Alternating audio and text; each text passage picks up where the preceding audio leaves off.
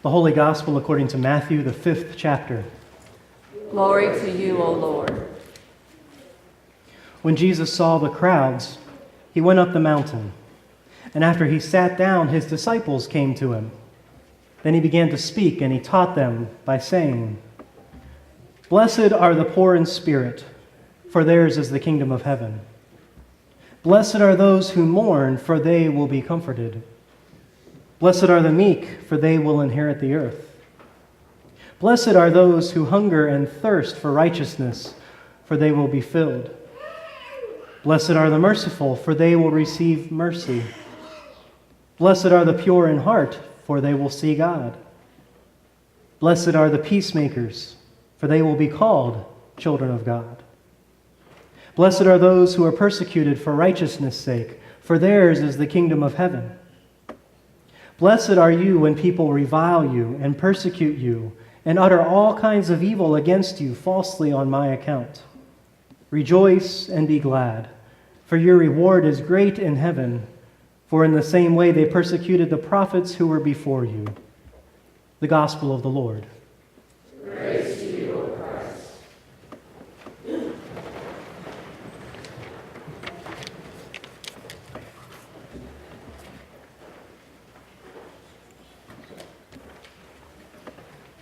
When I was right in the middle of seminary, literally almost 2 years completed with 2 years left to go, right in the middle, my grandmother died. It was the end of summer. I had 1 week remaining of this hospital chaplaincy I was working on. Kim had just come from Missouri to visit me in Ohio because we were having a busy weekend. We had a friend's wedding on Saturday. Sunday was my birthday. We had an appointment set up with our caterer to meet with her and do some taste testing for our wedding that was happening a year later. And after all that was said and done, we were going to go see Brad Paisley in concert because she had gotten me tickets for my birthday. Right as we pulled into the parking lot of our caterer, even before we got out of the car, my mom called me to tell me my grandmother had just died back in Maryland.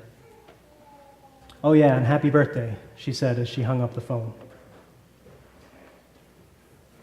Since we all know that death isn't convenient and doesn't happen on our time schedule, and there wasn't anything we could do at that point being a couple states away, we went ahead and met with our caterer and made plans for our wedding. And we took the day to walk around the city of Columbus and then go to our concert, all the while remembering my grandmother. I got up and went to the hospital the next morning to try to get excused from my chaplaincy for the next couple days. We rushed home to Maryland for the funeral, came back to Ohio to finish my program. Then the very next day we had another wedding, and the day after that we packed up my apartment, loaded my truck, and drove to Texas for my year of internship. Kim and I said it then, and we say it still to this day.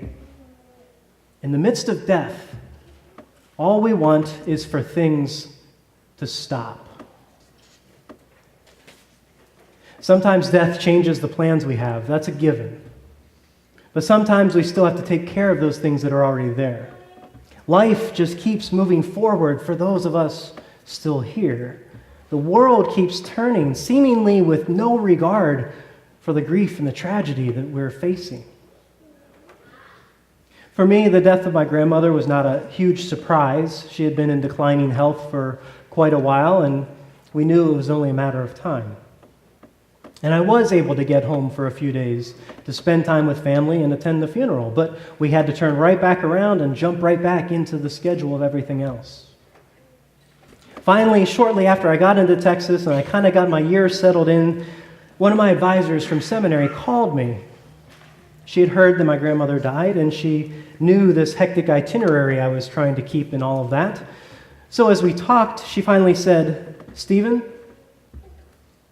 were you able to take time to grieve the loss?"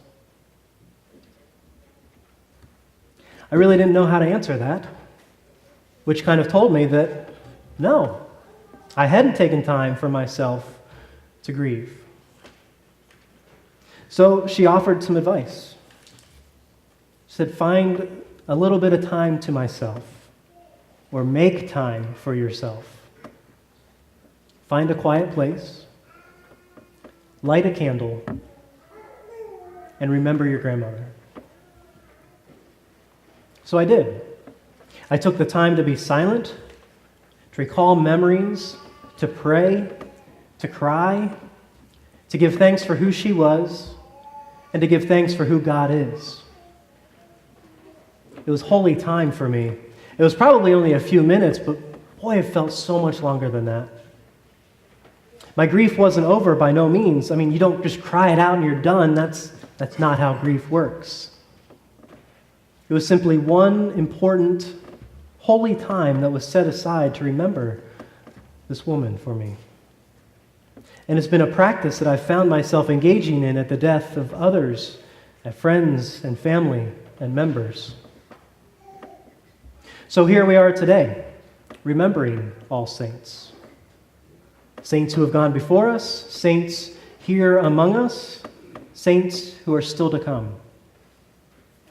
Candles, water, flowers, names, the tolling of a bell, death, new life. We take this time to remember. In a world where things never seem to slow down long enough for us to remember, we take this opportunity to slow down, to offer our prayers, our thanksgivings, our questions, our grief. We light candles. We surround one another with loving support. We remember. We remember the shared journey that we're on together, a journey that begins at our birth, a journey that is claimed at the waters of our baptism, a journey that is completed at our earthly death. We remember on this journey that we are claimed as children of God. Like the writer of 1 John said, "See what love the Father has given us, that we should be called children of God," and that is what we are. We come together to be honest with one another and say that this has been a tough year for this community, for this congregation. I mean, how many times have there been a time where we just want to say, "Stop!" But the world pushes forward, and our journeys continue. Disease and brokenness and death continue, leaving many of us wondering how we can continue in our grief, in our emptiness, in our questions. Then we hear those words again from Revelation that tell us that our loved ones are seated at the throne of God. So they see the fullness of God's kingdom where they are. And God promises to wipe away every tear. And so we remember, not only on All Saints, but on all of these days that we have, that we are continually reminded and surrounded by all the saints. Like the flame on a candle, their light continues in us and in this world. We gather at this font to remember that same claim that God made on them has been made on us. We gather at the table to commune in communion with all who have communed at this very table or any table in the name of Jesus Christ. This is a day to remember.